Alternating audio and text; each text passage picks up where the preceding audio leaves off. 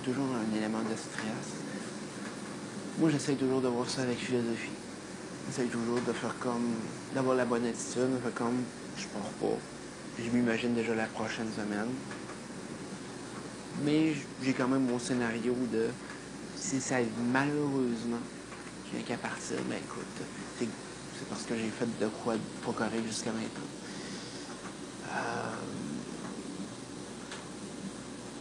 Moi, je suis conscient. Tu sais, il y en a qui sont. On dirait qu'ils sont pas conscients de. Il y a des gens qui font comme oh, moi, je vais agir comme ça parce que le monde m'a aimé pour ça, puis je suis ça. Tu sais, des fois, ça va au-delà de ça. Faut que tu offres de quoi de plus. Faut, si t'es plus une saveur particulière, si t'es pas quelqu'un qui apporte quelque chose de nouveau ou que les gens recommencent à te connaître,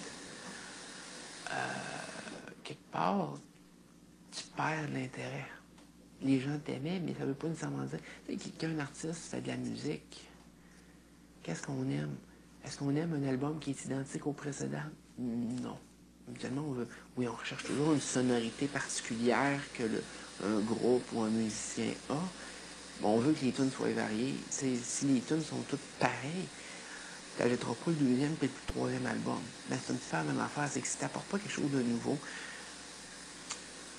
ça fonctionne pas. Ça, c'est peut-être un avantage comme de Priscilla, exemple, qui, elle, les gens ont peut-être plus la chance de la connaître pour la première fois.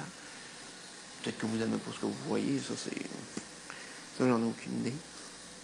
Mais il y a certaines personnes qui restent stickées avec ce qu'ils faisaient avant. Je prends comme exemple Arcadio, je prends comme exemple David, qui, eux, restent à peu près pareil, changent rien ou presque rien. Moi, mes yeux, ça accroche. Moi, je reste stratégique à la base. Par contre, je suis plus. Je me découvre plus en tant qu'être humain.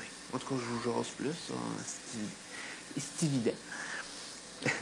C'est évident que je vous jase plus, je vous partage un petit peu plus ce que je suis. Est-ce que ça vous plaît? Je sais pas, je vous fais peut-être moins rire avec ça.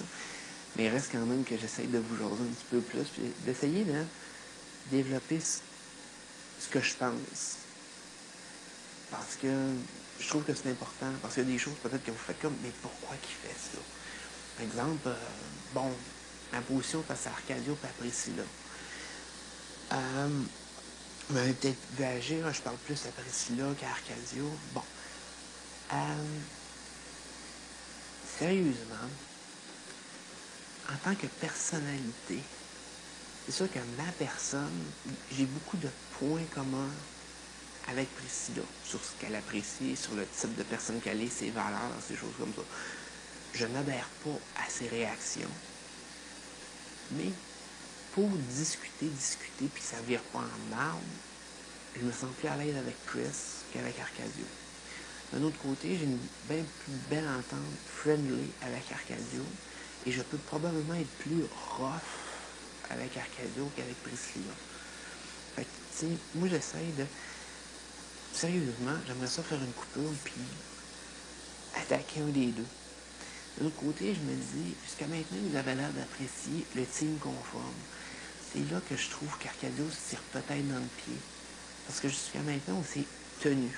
Je ne sais pas si vous considérez que Priscilla fait partie de notre groupe ou non.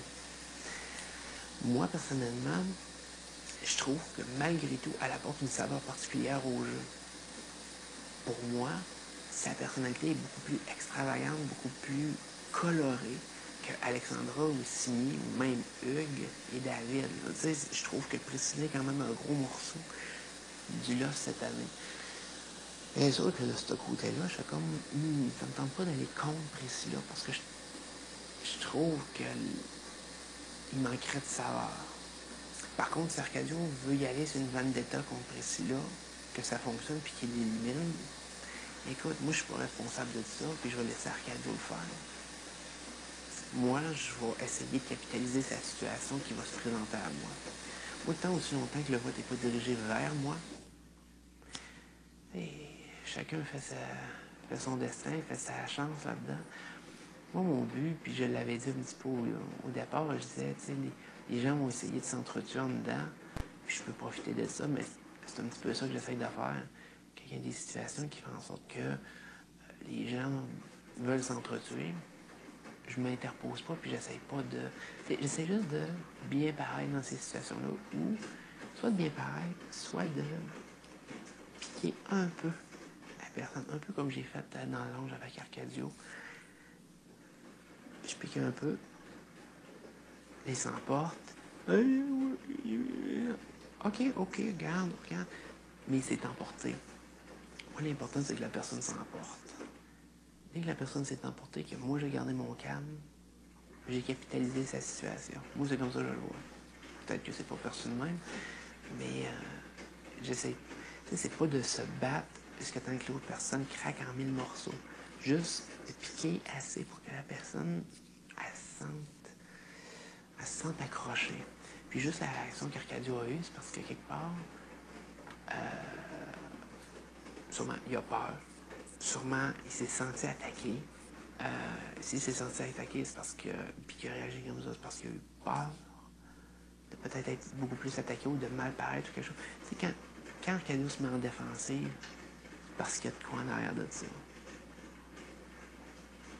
Arcadio, le parfait, on peut travailler en masse Arcadio. Puis il y a beaucoup de gens, des fois, ils restent impassibles face à certaines personnes, puis ils utilisent le sarcasme, l'ironie. C'est remarquable, dans un certain sens, ça donne le show. Mais quand ils s'en rapportent, là, c'est parce que malheureusement, il est piqué trop profondément.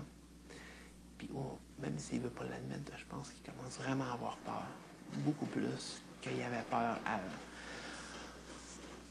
Mais je pense pas qu'il parte de même. Mais j'ai le sentiment qu'il essaye de provoquer de quoi parce qu'il sent qu'il n'y a peut-être pas autant de contrôle qu'il voudrait en arrivant en finale. Un petit peu comme David. On dirait que David s'active. Là, il voit la finale. Puis là, oh mon Dieu, tu sais, à la dernière minute, un petit peu comme le lièvre puis la tortue.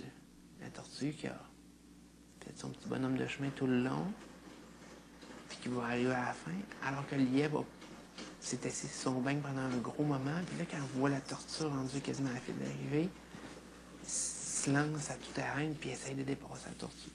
Ben, c'est un petit peu pareil. Moi, je le vois comme ça. Tu sais, il commence à jouer ou à provoquer sur le tard. Puis ça, moi, je trouve ça merveilleux. Parce que ça montre, dans le fond, qu'ils n'ont pas su bien calibrer le semaine. Moi, j'ai eu des mini-variations. Je dis que j'ai resté stable, là, je vous ai dit ça tantôt. J'ai eu peut-être des légères variations. En tant que tel, j'ai mis un jeu constant. Est-ce que ça va me valoir de rester, de survivre jusqu'à la fin puis de gagner? Là, c'est là la question. Mais j'ai commencé de même. J'ai continué comme ça.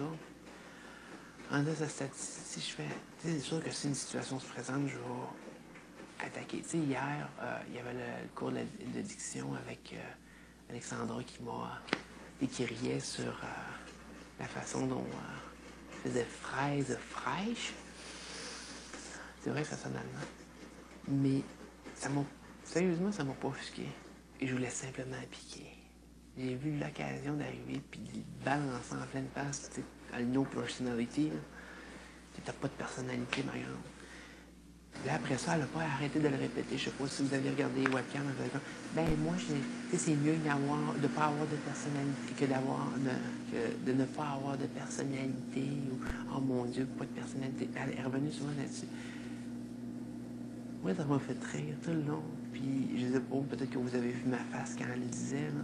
Moi, j'avais toujours un petit sourire dans le coin parce que je faisais comme, hey, pourquoi tu le répètes de même, là? C'est quasiment comme si c'était ton moment marquant la semaine. Comme si c'était ça, ton gros moment de la semaine. Une phrase de même. Que je suis arrivé, puis j'ai envoyé en arrière de la tête. Tiens. Puis là, c'était son moment de la semaine. Elle a été marquante pour ça. Alors, on peut se dire qu'elle a pas grand-chose à offrir, hein? Vraiment pas grand-chose.